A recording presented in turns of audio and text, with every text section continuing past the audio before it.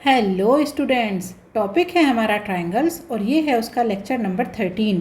अगर आपने अभी तक कोई प्रीवियस लेक्चर नहीं देखा है तो कोई बात नहीं, पूरा लेक्चर आपको समझ में आएगा। और प्रीवियस लेक्चर देखने के लिए आपको आई बटन में और वीडियो के एंड में पूरी प्लेलिस्ट मिल जाएगी। तो चलिए स्टार्ट करते हैं क्वेश्चन नंबर 1 से। क्वेश्चन नंबर 1 में हमें कहा गया है diagonals of a trapezium P Q R S intersect each other at the point O, जहाँ पर पी क्यू और आर एस पैरेलल हैं एक दूसरे के। P Q is equal to 3RS। तो हमें फाइंड आउट करना है ratio of the areas of triangle P O Q and R O S. तो चलिए पहले हम एक ट्रेपेजियम ड्रॉ कर लेते हैं। और किस तरीके से ड्रॉ करेंगे कि यहाँ पर जो पी क्यू है वो हमारा इक्वल होगा 3RS के। तो ये हो गया हमारे पास पी क्यू आर एस। ठीक है, तो यहाँ पर दिख भी रहा है कि जो हमारा पी क्यू है वो इक्वल टू है 3RS के। तो यहाँ पर लिख लेते हैं P Q is equal to 3RS। अब हमें क्या करना है, हमें ड्रॉ करने हैं इसके डायगोनल्स। तो चलिए इसके डायगोनल्स को ड्रॉ कर लेते हैं। तो ये हो गए इसके डायगोनल्स ड्रॉ। अब कहा जा रहा है कि हमें रेशियो फाइंड आउट करना है area of the triangle P O Q, मतलब यहाँ पर हमें area of triangle P O Q upon area of triangle R O S, ये हमें फाइंड आउट करना है।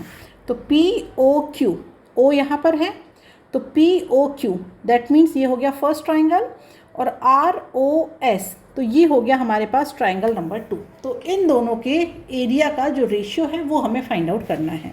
तो जैसा कि हम प्रीवियस लेक्चर में देख चुके हैं कि जब हमें इस तरीके से एरिया फाइंड आउट करना होता है रेशियो में, और अगर ट्राइंगल सिमिलर हैं, मतलब ये जो हमारे पास दो ट्राइंगल हैं जिनका हमें फाइंड आउट करना है एरिया का रेशियो, अगर वो सिमिलर हैं तो यहाँ पर ये जो फॉर्मूला है ये हो जाता है हमारे पास पी ओ, इनकी जो साइड्स होती है P O upon R O, इनका square is equal to O Q upon O S का square is equal to last में क्या बचेगा पी क्यू और आर एस इसका स्क्वायर। इस तरीके से हम इसे फाइंड आउट करते हैं। ठीक है, तो यहाँ पर भी इस फॉर्मूले को यूज़ करने के लिए हमें पहले ये प्रूव करना होगा कि ये दोनों ही ट्राइंगल हमारे पास क्या है, सिमिलर हैं। तो हम यहाँ पर लिखेंगे in triangle P O Q and R O S. पहले हम इन दोनों ट्राइंगल को देखेंगे। तो अब देखिए, अगर मैं बात करूं पी ओ क्यू की या फिर आर ओ एस की, तो यहाँ पर देखिए हमें पता है कि पी क्यू जो है वो क्या है, पैरेलल है आर एस के। इसका मतलब ये जो एंगल है, जैसे इस तरीके से जब ये बनेगा, दो पैरेलल लाइंस हैं और उन्हें क्या है, उनके जो अपोजिट एंड पॉइंट हैं वो मिला दिए गए हैं। तो इस तरीके से हम कह सकते हैं कि ये जो एंगल एस है ये वाला, ये हमारा इक्वल है इस एंगल क्यू के। ठीक है, या फिर आप इसे दूसरे तरीके से अगर कहें तो हम कह सकते हैं इस तरीके से, यहाँ पर हम कहेंगे कि ये वाला जो एंगल आर है ये इक्वल है पी के। या फिर अगर तीसरे तरीके से कहें तो यहाँ पर हम कह सकते हैं कि ये जो एंगल ओ है ये इक्वल है इस एंगल ओ के।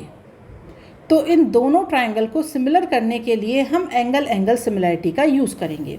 तो यहाँ पर हम लिख सकते हैं by alternate interior angle similarity, जो हमारे पास एंगल है एस आर ओ।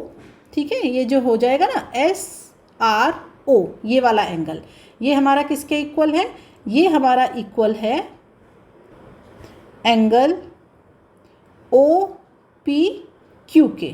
ठीक है, और दूसरी तरफ हम लिख सकते हैं कि जो हमारे पास एंगल है, कौन सा एंगल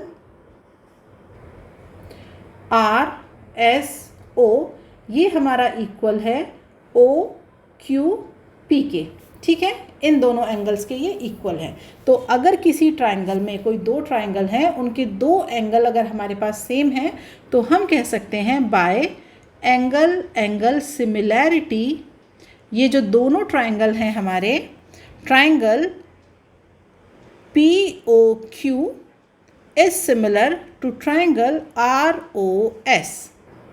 अब इन्हें लिखने का तरीका बिल्कुल याद रखिएगा कि यहाँ पर देखिए हमने क्या किया था, एंगल आर को इक्वल किया था पी से, तो यहाँ पर जहाँ पर पी है वहाँ पर क्या आएगा, आर आएगा। दूसरी तरफ हमने एंगल एस को इक्वल किया है क्यू से, तो जहाँ पर हमारे पास क्यू आएगा वहाँ पर हमारे पास क्या आएगा, एस आएगा, और ओ क्या हो जाएगा दोनों के बीच में, कॉमन। ठीक है, आप इसे पी ओ क्यू लिख रहे हैं तो दूसरे को आर ओ एस ही लिखेंगे, एस ओ आर नहीं लिखेंगे। इन्हें लिखने का तरीका अगर सही नहीं होगा तो ये जो आप रेशियो लेते हैं ना यहाँ पर, ये गलत हो जाएंगे, और अगर ये गलत हो जाएंगे तो आपका आंसर क्या हो जाएगा, गलत हो जाएगा। तो अब अगर दोनों ट्राइंगल हमारे सिमिलर हैं तो हम क्या लिख सकते हैं यहाँ पर, एरिया ऑफ ट्राइंगल, पहले कौन सा लेना है, P O Q upon area of triangle R O S. अब इसमें हम कौन सी साइड लेंगे, जो हमें क्वेश्चन में गिवन है। क्वेश्चन में हमें पी क्यू और आर एस के बीच रिलेशन गिवन है, तो यहाँ पर हम ले लेंगे P Q upon R S, और इनके स्क्वायर होते हैं। ठीक है, अब देखिए यहाँ पर जो पी क्यू की वैल्यू है वो कितनी है, 3RS, तो यहाँ पर पी क्यू की वैल्यू को लिख दीजिए 3RS, तो 3 का स्क्वायर और RS का स्क्वायर अपॉन RS का स्क्वायर, तो ये वाली टर्म तो हो गई कैंसिल। तो यहाँ पर क्या आ जाएगा इक्वल टू में, यहाँ आ जाएगा 9/1। तो इसका मतलब ये हुआ कि area of triangle P O Q upon area of triangle R O S is equal to 9/1। तो यहाँ पर हम देख भी सकते हैं कि जो पी ओ क्यू है, जो ट्राइंगल 1 है ये वाला, इसका एरिया ज़्यादा है और इसका एरिया कम है, और इनमें कितना अंतर है, इनमें अंतर है 9 टाइम्स का। जो पी ओ क्यू है वो 9 टाइम्स है as compare to R O S, यही हमें फाइंड आउट करना था। ठीक है, अब हम आ जाते हैं नेक्स्ट क्वेश्चन, क्वेश्चन नंबर 2 पर। यहाँ पर कहा गया है 2 आइसोस्केल ट्राइंगल्स हैं जिनके वर्टिकल एंगल्स इक्वल हैं। इसका मतलब अगर आप यहाँ पर एक आइसोस्केल ट्राइंगल ये वाला ड्रॉ करें, ओके, और दूसरा आइसोस्केल ट्राइंगल आप यहाँ पर ये वाला ड्रॉ करें। अब क्वेश्चन में कहा गया है कि इनके जो वर्टिकल एंगल हैं, मतलब इसे अगर मैं मानती हूँ ABC और इसे माना मैंने PQR, तो वर्टिकल एंगल सेम होने का मतलब है कि ये जो एंगल A है ये इक्वल है एंगल P के, मतलब यहाँ पर दिया गया है angle A is equal to angle P। अब हमें पता है कि जो ट्रायंगल होता है उसका सम कितना होता है एंगल्स का, 180। तो मान लिया मैंने ये इक्वल है, तो अगर ये 80 है तो ये भी क्या हो गया 80। इनके कहने का मतलब ये है। अब बचा हुआ एंगल कितना हुआ, बचा हुआ एंगल हुआ 100, यहाँ पर भी कितना हुआ 100। और ट्रायंगल कौन से है, आइसोस्केल, मतलब ये भी 45 और ये भी 45। यहाँ पर क्या हुआ, ये भी 45 और ये भी 45। तो इसका मतलब ये हुआ कि जो हमारा एंगल B है वो इक्वल है एंगल Q के, और जो एंगल C है वो इक्वल है एंगल R के। ठीक है, तो हम यहाँ पर लिख सकते हैं, तो यहाँ पर हम लिख देंगे कि जो हमारा एंगल B है, डिफरेंट कलर से बनाएंगे, जो एंगल B है वो इक्वल है एंगल Q के, और जो एंगल C है वो इक्वल है एंगल R के। तो यहाँ लिख दीजिए angle B is equal to angle Q और angle C is equal to angle R। ऐसा क्यों है, बिकॉज जो हमारे दोनों ट्रायंगल हैं वो क्या है, आइसोस्केल। तो यहाँ पर हम लिख सकते हैं triangle ABC and triangle PQR is isosceles.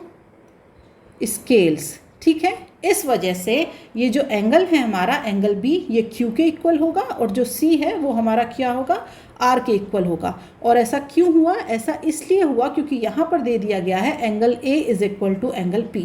अगर ये इक्वल ना होते तो ये कंडीशन नहीं होती। क्यों, क्योंकि ये इक्वल नहीं होते तो माना कि ये 50 है और ये हो गया हमारा 80। तो अब ये जो B और C है ये तो सेम होते हमारे, लेकिन Q और R के बराबर नहीं हो पाते। क्यों, जैसे ये 130 बचा तो ये क्या हो गया 65, और ये भी क्या हो गया 65, लेकिन ये है 50 और ये है 50, तब ये चीज़ नहीं होती। ये ऐसा क्यों हो रहा है, क्योंकि A जो है वो किसके इक्वल है, P के इक्वल है।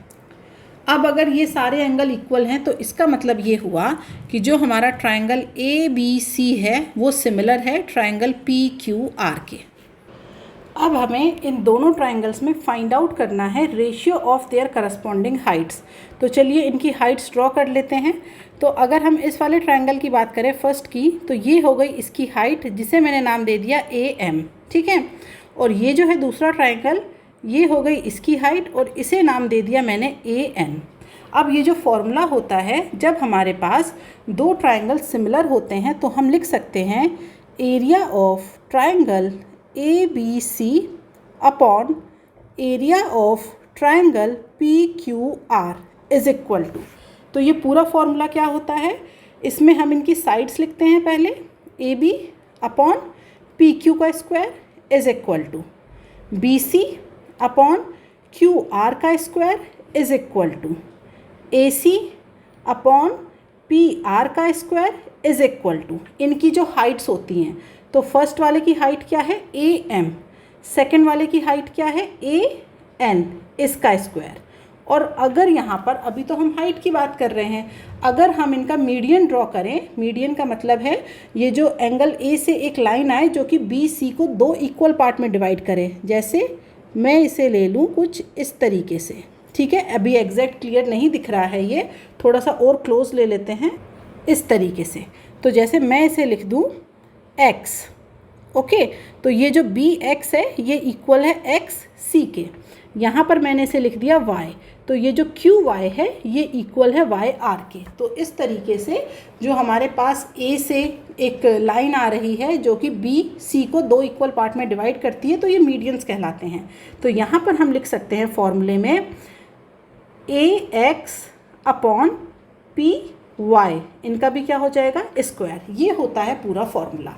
अब यहाँ देखिए हमें क्या फाइंड आउट करना है, ratio of their corresponding Heights, जबकि इनके एरिया गिवन है। तो इसका मतलब जो एरिया है वो कितना है 36/25। तो ये हो गया 36/25। अब हाइट क्या है, हाइट है ये, तो इसे ले लीजिए, ये हो जाएगा AM अपॉन AN का होल स्क्वायर। तो यहाँ से आप लिख सकते हैं AM upon AN is equal to 6/5। ये हमें फाइंड आउट करना था, जो इनकी करस्पॉन्डिंग हाइट्स है उसका जो रेशियो है वो हमें फाइंड आउट करना था, एरिया का गिवन था। तो यहाँ से सिंपली इस फॉर्मूले को यूज़ करना है और आपके सारे क्वेश्चन सॉल्व होंगे। अब आ जाते हैं क्वेश्चन नंबर 3 पर। तो यहाँ पर हमें एक डायग्राम गिवन है और कहा जा रहा है कि हमारे पास एक तो ट्राइंगल है ABC, क्या हो जाएगा ये AB और C, ये हो गया एक ट्राइंगल। दूसरा ट्राइंगल है हमारे पास DBC, ये हो जाएगा D से जा रहे हैं हम पहले B के पास, ओके। तो D, B और B से गए C के पास, एक ट्राइंगल हो गया हमारे पास ये। मतलब ये जो हमारा क्वाड्रिलेटरल है ये 2 पार्ट्स में डिवाइड हो गया, एक तो ऊपर वाला ट्राइंगल, एक नीचे वाला ट्राइंगल। तो इन दोनों में कहा गया कि इनका जो बेस है वो क्या है BC, ओके। तो ये जैसे बेस है BC, एक ट्राइंगल बन गया हमारे पास ऊपर ये A, और एक ट्राइंगल बन गया हमारे पास नीचे, यहाँ पर क्या है D। तो ये ट्राइंगल 1 और ये ट्राइंगल 2 कुछ इस तरीके से हो रहा है। अब कहा गया है if AD and BC intersect at O, तो अगर हमारे पास AD और BC मतलब एक डायगोनल ड्रॉ किया गया है, ये ऐसे किया गया है डायगोनल ड्रॉ, तो ये इंटरसेक्ट करते हैं कहाँ पर, एट पॉइंट O। तो अब हमें प्रूफ करना है कि जो ये हमारे पास फर्स्ट ट्राइंगल से ratio of second triangle is equal to AO upon DO, ये हमें फाइंड आउट करना है। और ये यहाँ पर जो परपेंडिकुलर ड्रॉ किए गए हैं L और M, ये क्वेश्चन में ही आपके पास गिवन है। तो चलिए अब हम इसे फाइंड आउट करते हैं। यहाँ पर हमें गिवन क्या है पहले हम उसे लिख लेते हैं। यहाँ पर हमें ये बताया गया है कि BC बेस है, इन दोनों के बीच कॉमन है, ये इंटरसेक्ट करता है, ओके। एज सच हमें कोई वैल्यू गिवन नहीं है, बस हमें इसे अब फाइंड आउट करना है। बस ये वैल्यू जो गिवन है उसे लिख लेते हैं। अगर देखा जाए तो जो AL है वो क्या है, पैरेलल है किस पर, BC पर। दूसरा हमारे पास जो लाइन है वो क्या है DM, और ये भी क्या है पैरेलल BC पर। तो प्रूफ करने के लिए हमें यहाँ पर ज़रूरत पड़ेगी ये जो हमने परपेंडिकुलर डाले हुए हैं इनकी। तो अब हम लिख लेते हैं यहाँ पर in triangle AOL and triangle DOM, इन दोनों को देख लेते हैं। तो अगर हम इन दोनों की बात करें तो यहाँ पर देखिए angle L is equal to angle M is equal to 90 degree. कौन सा वाला L? तो यहाँ पर पूरा लिख देती हूँ मैं, इसे लिख देंगे हम ALO, इस एंगल की बात हो रही है, ठीक है। इज इक्वल टू यहाँ पर आ जाएगा angle DMO is equal to 90 degree. दूसरी बात, हम यहाँ पर ये जो दो एंगल हैं इन्हें क्या कर सकते हैं, इक्वल अपोजिट एंगल है ना ये, तो यहाँ पर हम इसे लिख सकते हैं angle AOL is equal to angle DOM। Okay, तो यहाँ पर ये है हमारे अपोजिट एंगल, सिमिलैरिटी से ये हमारे क्या है, इक्वल है। अब यहाँ पर देखिए हम लिख सकते हैं कि जो हमारा ट्राइंगल है AOL वो अब सिमिलर है ट्राइंगल DOM के। तो अगर ये दोनों ट्राइंगल सिमिलर हैं तो इसका मतलब ये हुआ कि यहाँ पर आप लिख सकते हैं AO upon DO is equal to OL upon OM is equal to AL upon DM। इसे दे दिया इक्वेशन नंबर 1, इसकी हमें आगे ज़रूरत पड़ेगी। अब हमें क्या फाइंड आउट करना है उस पर देखते हैं। हमें बताना है area of triangle ABC upon DBC। तो लिख लीजिए यहाँ पर area of triangle ABC upon area of triangle DBC।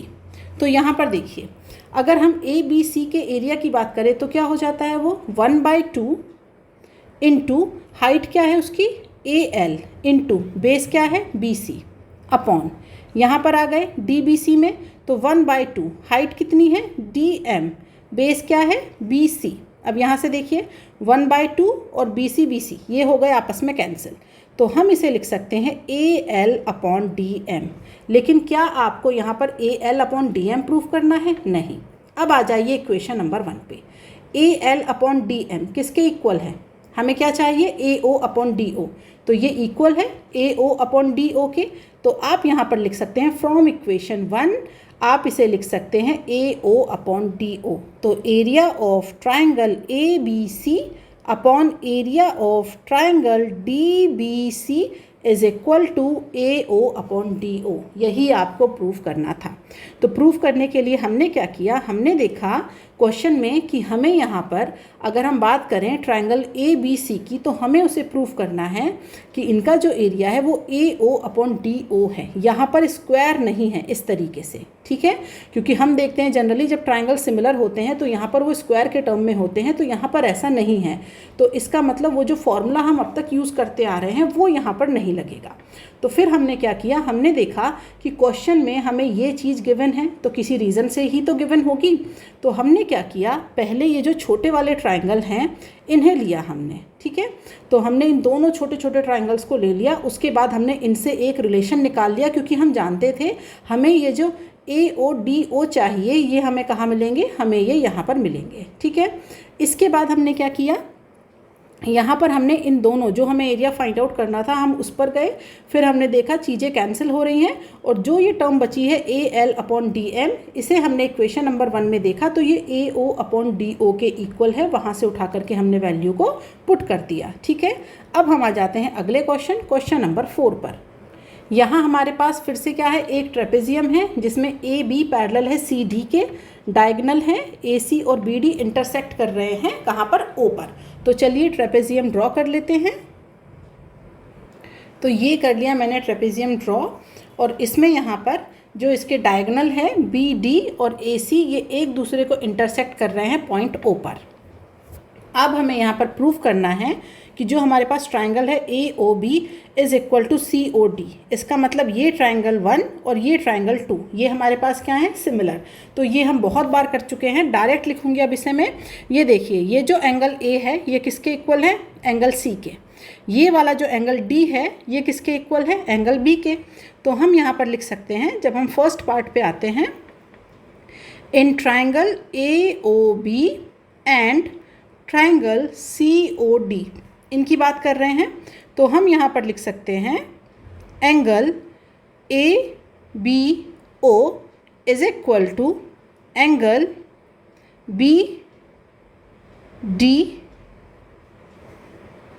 BD नहीं, ये हो जाएगा OD, ठीक है, ये होगा ODC, ठीक है।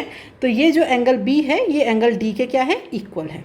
दूसरी तरफ हम यहाँ पर लिख सकते हैं angle BAO is equal to angle OCD। और ये कैसे इक्वल है? By alternate interior angle similarity से।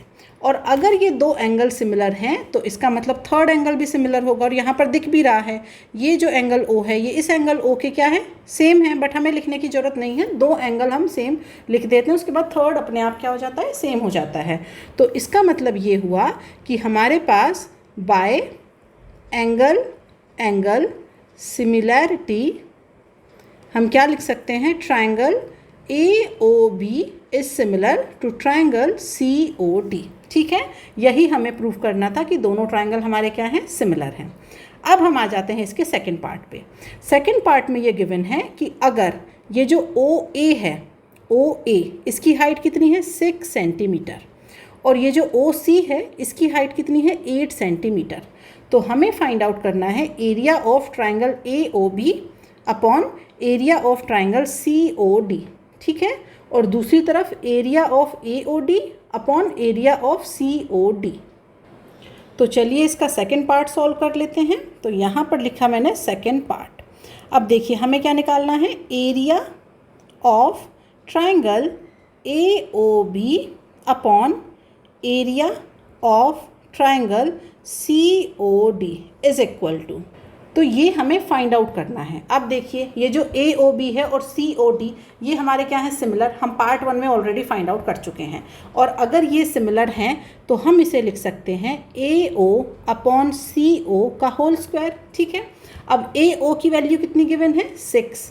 CO की वैल्यू कितनी गिवन है? 8। तो इसका कर दीजिए स्क्वायर। तो ये क्या हो जाएगा? 3/4 का क्या हो जाएगा? स्क्वायर। तो हम इसे यहाँ से लिख सकते हैं 9/16।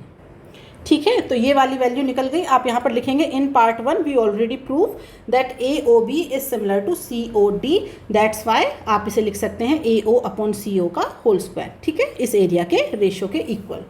अब आते हैं इसके B वाले पार्ट पर। ये तो सेकंड का फर्स्ट पार्ट था A वाला।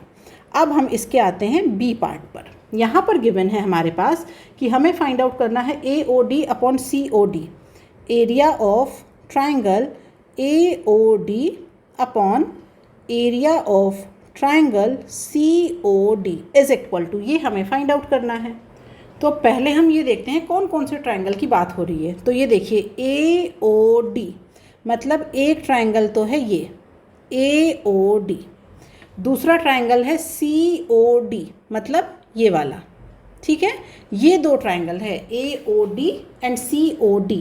तो अब आप कह सकते हैं यहाँ पर, इसे मैं रिमूव कर देती हूँ, हम लिख सकते हैं अब ये वाला जो ट्रायंगल है ना, ये है हमारा फर्स्ट ट्रायंगल और ये जो है ये है हमारे पास सेकंड ट्रायंगल। ये हो गए फर्स्ट एंड सेकंड ट्रायंगल। ठीक है, अब अगर हम इन दोनों ही ट्रायंगल्स में देखें तो इन दोनों ही ट्रायंगल्स में हमें कहीं पर भी सिमिलैरिटी वाला कॉन्सेप्ट समझ में नहीं आ रहा है।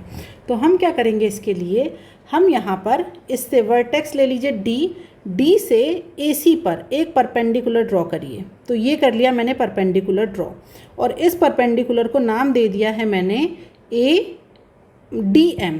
ठीक है, तो ये परपेंडिकुलर ड्रॉ कर लिया। तो इसका मतलब अगर मैं AOD का एरिया फाइंड आउट करूँ तो ये क्या हो जाएगा? 1/2 इंटू परपेंडिकुलर जो हाइट है DM इंटू बेस OA। ठीक है, अब आ जाते हैं हम यहाँ पर। तो ये क्या हो जाएगा? 1/2 इंटू, अब इसके लिए जो परपेंडिकुलर है तो देखिए ये जो OC वाली लाइन है इसे हमने इंक्रीज़ कर दिया, बाहर तक लेकर के जा रहे हैं। तो इस लाइन पर भी जो DM है वो क्या होगा? परपेंडिकुलर होगा। तो आप आउटर परपेंडिकुलर भी ले सकते हैं, हमें यहाँ पर सेम लेंगे ताकि हम इन्हें कैंसिल कर पाएँ। इनटू अब इसका जो बेस है वो क्या हो जाएगा? वो हो जाएगा हमारे पास OC। क्यों? क्योंकि हम OC वाली लाइन को ही इंक्रीज़ कर रहे हैं और उस पर डाल रहे हैं परपेंडिकुलर। तो ये 1/2 से 1/2 कैंसिल, DM से DM कैंसिल, तो ये हो जाएगा OA अपॉन OC। तो अब हम यहाँ पर लिख सकते हैं area of triangle AOD upon area of triangle COD is equal to OA कितना गिवन है? 6, OC कितना गिवन है? 8। दैट मीन्स ये हो जाएगा हमारे पास 3/4। तो यही हमें फाइंड आउट करना था। ठीक है, अब हम आ जाते हैं अगले क्वेश्चन पर। यहाँ पर हमें गिवन है एक ट्रायंगल है हमारे पास, ये ट्रायंगल है ABC। तो चलिए बना लेते हैं। सबसे पहले ट्रायंगल ABC को बना लेते हैं, उसके बाद उसकी बाकी की कंडीशन को पढ़ के और फिर हम बनाएंगे। तो ये हो गया हमारे पास ट्रायंगल ABC। अब इसमें कहा गया है P जो है वो डिवाइड करता है AB को such that AP upon PB is equal to 1:2। तो इसका मतलब ये जो P है ये यहाँ कहीं पर होगा। ओके, अब ये जो दूसरी तरफ पॉइंट है Q AC पर, वो इस तरीके से है कि PQ is parallel to BC। इसका मतलब ये जो PQ है ये हमारा इस तरीके से होगा और ये है 1:2। ठीक है, अब हमें बताना है, फाइंड आउट करना है रेशियो ऑफ यहाँ पर area triangle APQ upon area of equilateral BPQC। BPQC बहुत ही आसान क्वेश्चन है, पहले भी हम एक बार कर चुके हैं। तो हम क्या करेंगे इसके लिए, अगर मैं यहाँ पर ये मतलब ये जो PQ है हम यहाँ पर लिख सकते हैं, क्योंकि ये जो PQ है हमारे पास वो पैरेलल है BC के। इसका मतलब ये हुआ angle P is equal to angle B और angle Q is equal to angle C। ठीक है, तो हम यहाँ पर लिख सकते हैं in triangle APQ and triangle ABC। यहाँ पर हम लिख सकते हैं एंगल P, कौन सा वाला एंगल P, यहाँ पर हम पूरा लिख देते हैं, इसे लिख देंगे APQ is equal to angle ABC। फिर हम लिखेंगे angle AQP is equal to angle ACB।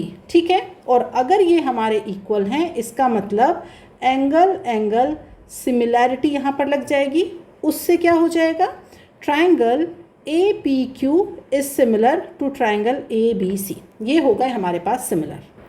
अब जब ये सिमिलर हो गए तो सिमिलर वाला फॉर्मूला लगा दीजिए। तो सिमिलर वाले फॉर्मूले में क्या होता है, ट्रायंगल APQ, इसके अगर आप एरिया की बात करें, upon area of triangle ABC। क्या लिख सकते हैं हम, जो साइड हमें गिवन है हम उसे लेंगे। तो मैंने यहाँ पर ले लिया AP अपॉन AB का होल स्क्वायर। अब देखिए क्वेश्चन में हमें गिवन है, यहाँ पर साइड में लिख लेते हैं AP अपॉन क्या गिवन है, AP अपॉन PB गिवन है। AP अपॉन PB कितना गिवन है, 1/2। तो हम यहाँ पर लिख सकते हैं AP is equal to X और AB is equal to 2X। बहुत सी जगह जब आप पढ़ेंगे तो इस कॉन्सेप्ट को +1 करके यूज़ करेंगे कि +1 कर दीजिए फिर वैल्यू निकाल लीजिए AB की, वो बड़ा पड़ता है। उससे बेटर है कि आप इसे इस तरीके से यूज़ करें। ठीक है, तो आपने यहाँ पर ये वैल्यू मान ली, ये ज़्यादा बेटर तरीका है। तो अब देखिए यहाँ पर AP कितना है, X। अब AB कैसे निकालेंगे, AB हो जाएगा AP + PB। तो इसका मतलब ये हुआ, सॉरी ये PB है यहाँ पर ना, ये मैंने AB लिख दिया था गलती से, ये PB is equal to 2X करिए, PB is equal to 2X। ठीक है, तो अब यहाँ पर AB क्या हो जाएगा, AP + PB। तो ये हो जाएगा X + 2X, इसका करना है होल स्क्वायर। तो ये हमारा क्या है, area of triangle APQ upon area of triangle ABC, इसकी बात चल रही है। तो यहाँ पर ये हो जाएगा हमारे पास x² upon 9x² is equal to 1/9। क्या है ये, area of triangle APQ upon area of triangle ABC। लेकिन हमें ये तो फाइंड आउट नहीं करना, हमें क्या फाइंड आउट करना है, हमें तो क्वाड्रिलेटरल के साथ रेशियो फाइंड आउट करना है। तो अब हम मान सकते हैं यहाँ पर कि जो हमारे पास एरिया है ट्रायंगल APQ का, वो अगर इक्वल है y के, तो एरिया ऑफ ट्रायंगल ABC ये हमारा क्या हो जाएगा, 9y। ठीक है, यहाँ पर आपने x ले लिया था वेरिएबल, यहाँ पर y ले लीजिए। तो अगर APQ का एरिया y है तो ABC का कितना हो जाएगा, 9y हो जाएगा। ये हमने मान लिया लेट, और ये हम कैसे मान पाए हैं, इस वजह से हम इसे मान पाए हैं। अब देखिए हमें क्या फाइंड आउट करना है, एरिया ऑफ, ऊपर क्या है APQ है और नीचे BPQC है। Area of triangle APQ upon area of quadrilateral BPQC होगा, BPQC। ठीक है, अब क्या करेंगे, APQ का एरिया कितना है, y। अब ये जो BPQC है इसका एरिया कैसे निकालेंगे, बड़े वाले ट्रायंगल में से छोटे वाले को क्या कर दीजिए, सब्ट्रैक्ट। तो 9y - y, तो ये हो जाएगा हमारे पास 1/8। इसका मतलब ये हुआ कि हमारे पास जो ये हमें रेशियो लिखना था किसका, छोटे वाले ट्राइंगल से इस क्वाड्रिलेटरल का, ये हमारे पास क्या हो जाएगा, ये हो जाएगा हमारे पास 1/8। ठीक है, तो हमें यही एरिया फाइंड आउट करना था APQ का क्वाड्रिलेटरल के साथ BPQC से, और ये हमारे पास आ गया 1/8। अब हम आ जाते हैं आज के लास्ट क्वेश्चन पे। यहाँ पर क्वेश्चन में गिवन है एक ट्राइंगल ABC। तो चलिए पहले हम एक ट्राइंगल ABC को ड्रॉ कर लेते हैं। तो ये हो जाएगा हमारे पास, ये हो गया हमारे पास ट्राइंगल ABC। अब कहा गया है AD क्या है, एल्टीट्यूड। तो चलिए AD एक एल्टीट्यूड हम ड्रॉ कर देते हैं। तो ये हो गया हमारे पास एक एल्टीट्यूड AD। अब कहा गया है on AD as base another equilateral triangle ADE is constructed. मतलब अगर हम इस AD को मान ले बेस, तो एक और इक्विलैटरल ट्राइंगल हमें बनाना है। वो ट्राइंगल भी इक्विलैटरल होगा, मतलब जो AD की वैल्यू है वही उसकी बाकी साइड्स की वैल्यू होगी। तो हम इस तरीके से एक ट्राइंगल ड्रॉ कर लेते हैं यहाँ पर। ये हो गया हमारे पास एक और इक्विलैटरल ट्राइंगल ड्रॉ। अगर इक्विलैटरल नहीं दिया होता तो ये ट्राइंगल हमारा कुछ भी हो सकता था। इस तरीके से आप इसे कैसे भी बना सकते थे। इक्विलैटरल नहीं है तो आप इसे कैसे भी बनाइए, लेकिन ये इक्विलैटरल गिवन है, और ये क्यों गिवन है, तभी तो इसका एक फिक्स रेशियो हो पाएगा 3:4। ओके, तो इसीलिए हमें ये 3:4 इसे प्रूफ करना है। तो यहाँ पर ये हमने इक्विलैटरल ट्राइंगल बना लिया। अब हमें प्रूफ करना है कि जो हमारा एरिया है ट्राइंगल ADE, ये वाला पॉइंट है E, ADE upon area of triangle ABC is equal to 3:4, ये हमें प्रूफ करना है। तो प्रूफ करने के लिए क्या करेंगे, अगर मैं ये मान लूँ कि हमारे पास ये जो साइड्स है इसकी, ये जो मेन इक्विलैटरल ट्राइंगल है इसकी जो साइड्स है वो कितनी है 2x। तो यहाँ पर ये जो हमने एल्टीट्यूड डाला है, ये जो D है ये क्या करेगा, BC को 2 इक्वल पार्ट में डिवाइड कर देगा। तो ये क्या हो जाएंगे हमारे x। क्यों, क्योंकि ये हमारा पूरा क्या है 2x। तो अगर ऐसा है तो इसका मतलब अगर मैं AD निकालना चाहूँ तो AD हमारा कितना आ जाएगा, ये आ जाएगा हमारे पास AD² is equal to 4x² minus x²। ठीक है, तो यहाँ से जो AD है वो हो जाएगा हमारे पास √3 × x, ये वैल्यू हो जाएगी। AD की वैल्यू हो जाएगी, यहाँ पर रेड से ही लिख देते हैं, √3 × x। तो अगर इसकी वैल्यू √3 × x है तो इसका मतलब क्या हुआ, अब हमें ये दोनों ही ट्राइंगल क्या हैं, हमारे इक्विलैटरल हैं। इक्विलैटरल ट्राइंगल है, इसका मतलब जो भी इनके एंगल है सबकी वैल्यू क्या है, सेम, सबकी 60 डिग्री है। तो हम लिख सकते हैं बिकॉज, यहाँ पर हम लिखें because triangle ABC and triangle ADE are equilateral triangle so that, equilateral है तो ये अपने आप क्या हो गए, सिमिलर। तो triangle ABC is similar to triangle ADE।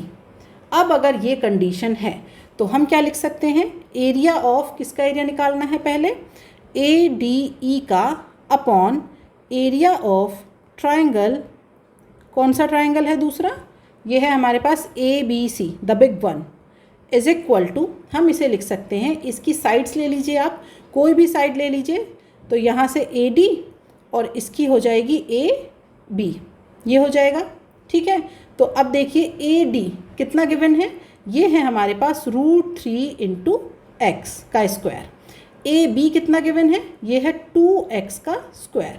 तो अब आप जब इसे सॉल्व करेंगे तो ये हो जाएगा 3x² upon 4x², that means 3/4। यहाँ पर लिख दीजिए area of triangle ADE upon area of triangle ABC। यही हमें फाइंड आउट करना था। तो इसे फाइंड आउट करने के लिए हमने क्या किया, हमने ये माना है let AB is equal to 2x, और अगर AB 2x है तो ये इक्विलैटरल है, AC BC ये सारे हमारे क्या हो जाएंगे, हमें गिवन है ना इक्विलैटरल है। तो AB is equal to BC is equal to क्या हो जाएगा, ये AC, ये सारे हमारे क्या हो जाएंगे 2x। तो उसके बाद हमने क्या किया, फिर हमने इनकी हेल्प से, जो पाइथागोरस थ्योरम है उसकी हेल्प से हमने AD फाइंड आउट कर लिया, और AD फाइंड आउट होने के बाद हमने डायरेक्ट उस वैल्यू को उठा करके कहाँ रख दिया, जो हमारे सिमिलैरिटी वाला कॉन्सेप्ट होता है उसमें, क्योंकि हमारे दोनों ट्राइंगल क्या है, इक्विलैटरल, तो ये सिमिलर ही होंगे। और यहाँ से हमने क्या किया, प्रूफ कर दिया कि ये रेशियो कितना है, 3:4। ठीक है, तो आज के लिए इतना ही। मिलेंगे नेक्स्ट क्लास में नए क्वेश्चनों के साथ। कोई भी डाउट हो तो कमेंट बॉक्स में लिख करके आप मुझे बता सकते हैं। तो चलिए आज के लिए बाय बाय स्टूडेंट्स।